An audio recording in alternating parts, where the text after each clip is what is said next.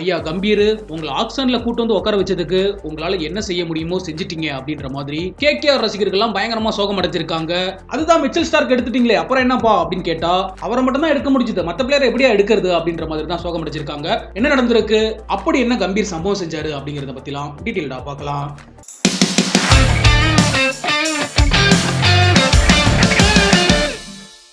2024 IPL தொடருக்கான mini ஆக்ஷன்ல ஆஸ்திரேலிய வீரரான Mitchell ஸ்டார்க்க 24 கோடியே 75 லட்சத்துக்கு கொல்கத்தா அணி வாங்கியிருக்காங்க. இது மிகப்பெரிய சாதனையா பார்க்கப்படுது. இருந்தாலும் கூட மிச்சல் ஸ்டார்க் மாதிரியான ஒரு பிளேயருக்கு இவ்வளவு தொகையை கொடுத்தது சரியா அப்படின்ற மாதிரி விவாதமும் தொடங்கி இருக்கு.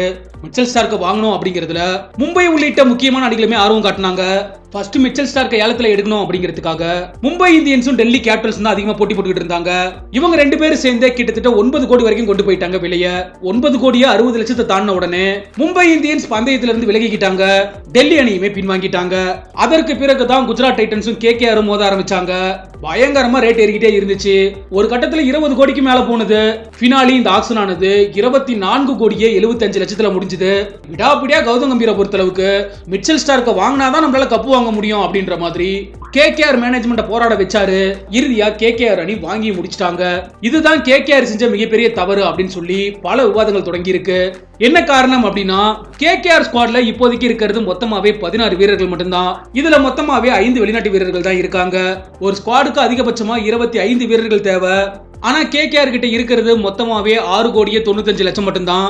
இந்த ஒரு அமௌண்ட்டை வச்சு மொத்தமா 3 வெளிநாட்டு வீரர்களை வாங்கி ஆகணும், 5 உள்நாட்டு வீரர்களையும் வாங்கி ஆகணும். சோ வெறும் 6 கோடியே 95 லட்சத்தை வச்சு மீதம் இருக்கக்கூடிய பிளேயர்ஸை எப்படி சிறந்த முறையில வாங்குவாங்க அப்படிங்கிறது கேகேஆர் அணிக்கு கேள்விக்குரிய மாதிரி இருக்கு. மிச்சல் ஸ்டார்க்க பொறுத்தளவுக்கு அடிக்கடி இன்ஜுரியால பாதிக்கப்படுவாரு. அப்படியாப்பட்ட வீரருக்கு 24 கோடியே 75 லட்சம் கொடுத்ததெல்லாம் மிகப்பெரிய முட்டாள்தனம் அப்படின்னு சொல்லி கேகேஆர் ரசிகர்களே பயங்கரமா சோகமடைஞ்சிருக்காங்க. கண்டிப்பா கேகேஆர் அணியை பழையபடி சாம்பியன் அணியா கம்பீர் மாத்துவாரு அப்படின்னு எதிர்பார்க்கப்பட்ட நிலையில இந்த மினி ஆக்ஷன்லயே தேர இழுத்து தெருவுல விட்டுருக்காரு அப்படின்னு சொல்லி பயங்கரமா கம்பீர கலாய்ச்சிட்டு இருக்காங்க.